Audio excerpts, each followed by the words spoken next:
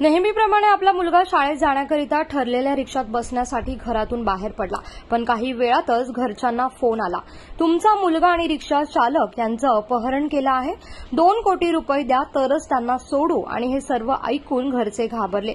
घरच्यांनी मानपाडा पोलीस ठाण्यात धाव घेऊन पोलिसांना या सर्व प्रकाराची माहिती दिली आहे. शुक्रवारी 28 मार्च रोजी मानपाडा पोलिसांनी 2.5 तासात अपहरणकर्त्यांना शहापूर नाशिक हायवेवर बेड्या ठोकून अटक केली आहे. या प्रकरणी पोलिसांनी 4 जणांना गजाआड केल्याची माहिती कल्याण परिमंडळ 3चे पोलीस उपायुक्त अतुल झेंडे यांनी पत्रकार परिषदेमध्ये दिली आहे. तो डोंबिवली पूर्वेकडील अंतनम रिजन्सीमधील महेश भोईर यांचा मुलगा कैवल्य हा सकाळी 7:30 वाजता शाळेत जाण्यासाठी नेहमीप्रमाणे ठरलेल्या रिक्षामध्ये बसला.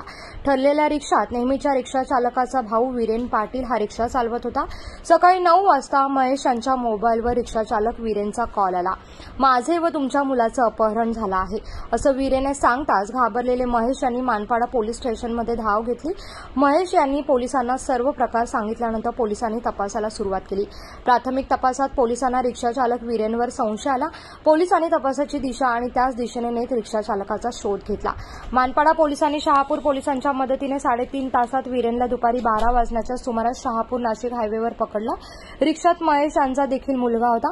पोलिसांनी वीरेनला बेड्या ठोकून गजाआड केलंय, तर मुलाला आई आणि वडिलांकडे दिल्यानंतर त्यांच्या डोळ्यात आनंदाश्रू आलेत. पोलिसांच्या या कामगिरीचं सर्वत्र कौतुक देखील केलं जात आहे. तर पोलिसांनी वीरेनसह 4 अटक केली आहे. या अपहरणात आणखी आरोपी सहभागी असल्याचा पोलिसांकडून संशय व्यक्त केला जातोय आणि सोबतच त्यांचा पोलीस शोध देखील घेत आहे.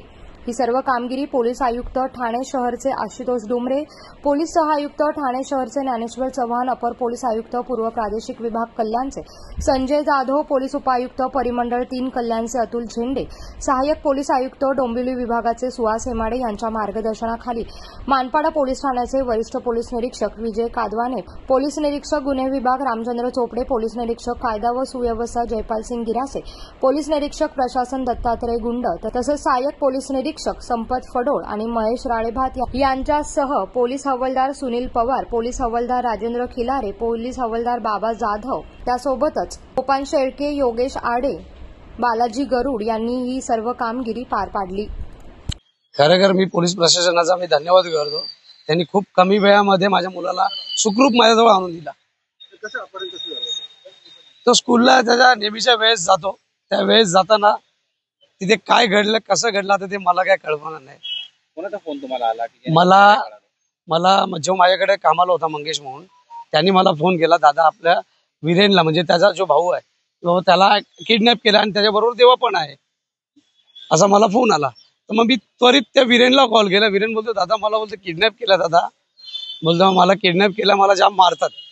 आणि मग लगेच त्याच्या थोड्या वेळात लगेच त्यांचा फोन आला किडनॅपर लोकांचा की सर बोलता तुम पैसा दो कि तो इनको छोड़ दूंगा और पुलिस प्रशासन के पास जाओगे तो मैं उनको मार दूंगा. आज सकाळची घटना आहे. रिजन्सी अनंतम या ठिकाणी श्री महेश भोईर यांच्या 7 वर्षीय मुलाचं अपहरण झाल्याची माहिती आम्हाला सकाळी 9:15 दरम्यान मिळाली पोलीस स्टेशनला. सदरची घटना माहिती मिळाल्यानंतर आमच्या police station senior PI Kadbane आणि सर्व टीम्स या ठिकाणी तात्काळ त्या ठिकाणी पोहोचल्या. इतरही पोलीस स्टेशनचे आम्ही डीबी पथक या ठिकाणी बोलवली. जवळजवळ आमच्या 7 ते 8 टीम त्या सर्व याच्यावरती अपहरणाच्या प्रकरणावरती तपास करत होते. त्या तपासामध्ये ज्या रिक्षा चालकाबरोबर सदर मुलामध्ये स्कूलला सोडण्याकरता 7:30 वाजता त्याला घेऊन गेले होते, त्याच रिक्षा चालकावरती आमचा डाऊट होता. नंतर त्याची चौकशी आणि इतरही आमच्या टेक्निकल अनालिसिस मधून आम्हाला सदरच्या रिक्षा चालकानेच त्या मुलाला घेऊन गेल्याबाबतची आम्हाला खात्रीलायक माहिती समजली. आणि घटना 9:30 वाजता घडली होती आणि 12 वाजता दरम्यान सदर मुलगा आम्हाला शहापूर नाशिक हायवेवरती या ठिकाणी असल्याबाबतची माहिती मिळाल्यानंतर आमची टीम त्या ठिकाणी गेली आणि 3.5 तासामध्ये अपहरण केलेल्या 7 वर्षाचा मुलगा आणि त्याबरोबर असणारे आरोपी यांना 12 वाजेच्या दरम्यान आमच्या टीमने शहापूर पोलिसांच्या मदतीने त्या ठिकाणी ताब्यात घेण्यात आलेला आहे.